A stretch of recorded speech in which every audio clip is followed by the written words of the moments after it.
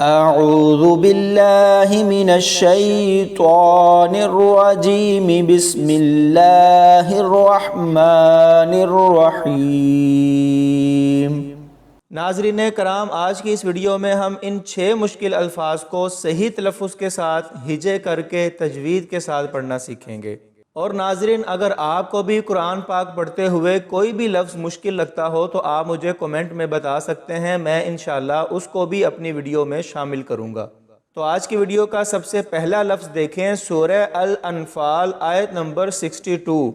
ناظرین، ان لفظوں کو پڑھتے ہوئے بہت سارے لوگ کنفیوز ہوتے ہیں کہ ہم نے اس جزم والی واو کو پڑھنا ہے یا نہیں، اس خالی الف کو بھی پڑھنا ہے یا نہیں، اور آخر میں اس خالی الف کو کیسے پڑھنا ہے۔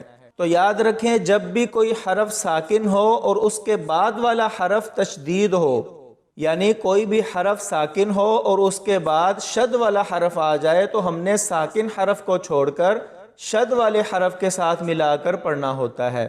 یعنی یہاں دیکھیں، اس واو کے اوپر زبر ہے، اس کے بعد یہاں اس واو کے اوپر جزم ہے اور آگے یہاں پر شد ہے، تو ہم نے اس جزم والے واو کو نہیں پڑھنا، اس زبر والے واو کو آگے اس شد والے واو کے ساتھ ملا کر پڑھنا ہے۔ اسی طرح اس خالی الف کو بھی نہیں پڑھا جائے گا، را کو واو مدہ کے ساتھ ملائیں گے اور اس الف کو نہیں پڑھا جائے گا۔ اور بہت سارے لوگ اس کو پڑھتے ہوئے واو کے اوپر لمبا والا غنہ کر دیتے ہیں، تو ایسے نہیں پڑھنا، واو کو واو کے ساتھ ملائیں گے تو سختی سے پڑھا جائے گا۔ حمزہ کھڑی زبر آ، واو واو زبر واو، واو زبر وا، آ واو وا، نون زبر نا، صاد زبر سوا، را واو مد پیش رو، ناسوارو، آ واو وا ناسوارو۔ دوسرا مشکل لفظ دیکھیں، سورہ التوبہ آیت نمبر 1۔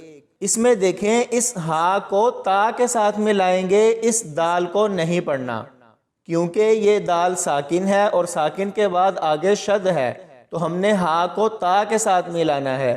اسی طرح اس تا کو پھر آگے اس شد والی میم کے ساتھ ملائیں گے، اس جزم والی میم کو نہیں پڑھنا۔ ہا کو تا کے ساتھ ملائیں گے تو سختی سے پڑھیں گے، تا کو میم کے ساتھ ملائیں گے تو یہاں پر پورا غنہ کر کے پڑھا جائے گا، اور آگے نون کو لام کے ساتھ ملائیں گے، اس خالی الف کو نہیں پڑھا جائے گا۔ بہت سارے لوگ اس کو پڑھتے ہوئے دال بھی ساتھ میں پڑھ دیتے ہیں، یعنی عاہدتم، تو ایسے یہ غلط ہے۔ ہا کو تا کے ساتھ ملانا ہے، دال کی آواز بالکل بھی نہیں آنی چاہیے۔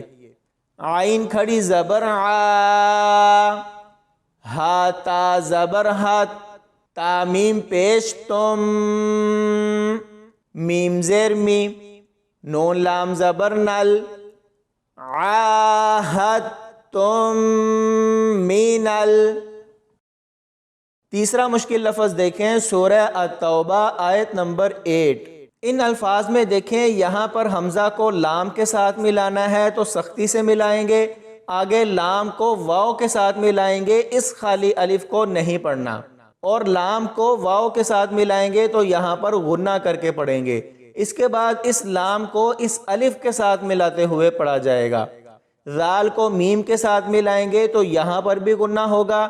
اور ناظرین، اگر ہم یہاں تا پر وقف کرتے ہیں تو تا کے اوپر 2 زبروں کو ختم کر کے یہاں پر جزم لگے گی اور تا کی جگہ ہا کی آواز آئے گی، اور اگر ہم نے یہاں پر وقف نہیں کرنا تو تا کو یا کے ساتھ ملائیں گے اور یا کے اوپر شد لگ جائے گی۔ حمزہ لام زیر ال، لام واو 2 زبر لاؤں، واو زبر وا، لام الف زبر لا، الاؤں والا، ذال میم زیر ذم، میم زبر ما، تا 2 زبر تن، ذمتن، الاؤں والا ذمتن۔ اور اگر ہم یہاں پر وقف کرتے ہیں تو پھر ایسے پڑھیں گے، إلا ولازمہ، اور اگر ملا کر پڑھنا ہے تو پھر ایسے پڑھیں گے إلا ولازمة يرضونكم۔ اس کے بعد چوتھا لفظ دیکھیں، سورہ التوبہ آیت نمبر 23۔ ان الفاظ کو پڑھتے ہوئے لوگ بہت کنفیوز ہوتے ہیں کہ ہم نے کس حرف کو پڑھنا ہے اور کس کو نہیں پڑھنا۔ تو یہاں دیکھیں، اس نون کو سین کے ساتھ ملائیں گے، اس خالی الف کو نہیں پڑھیں گے۔ آگے با کو سیدھا لام کے ساتھ ملائیں گے، اس خالی واو کو ان دونوں خالی الف کو نہیں پڑھا جائے گا۔ ہا کی آواز حلق سے نکلے گی اور با کے ساتھ ملاتے ہوئے سختی سے پڑھا جائے گا۔ اور آخر میں اس را کو موٹا پڑھیں گے۔ حمزہ زیر ای، نون سین زیر نس، اینس، تا زبر تا، حا با زبر حب، با لام پیش بل، اینس تا حب بل، کاف فا پیش کف، را زبر را، کف را، اینس تا حب الکف را۔ پانچواں مشکل لفظ دیکھیں، سورہ التوبہ آیت نمبر 23۔ میم کو یا کے ساتھ ملائیں گے، اس نون جزم والی کو نہیں پڑھنا، کیونکہ یہ قاعدہ یاد رکھیں، اگر ساکن حرف کے بعد شد آ جائے تو ہم نے ساکن کو چھوڑ کر شد کے ساتھ ملانا ہوتا ہے۔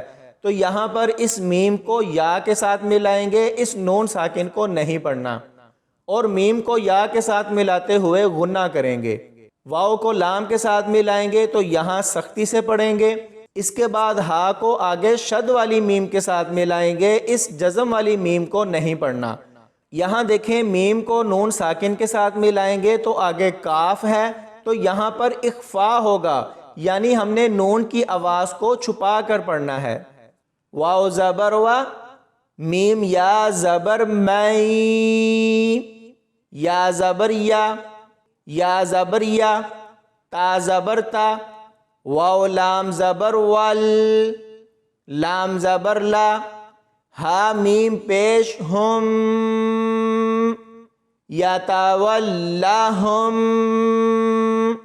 میم نون زیر من، کاف میم پیش کم، منکم، وَمَن يَتَوَلَّهُم مِّنكُمْ۔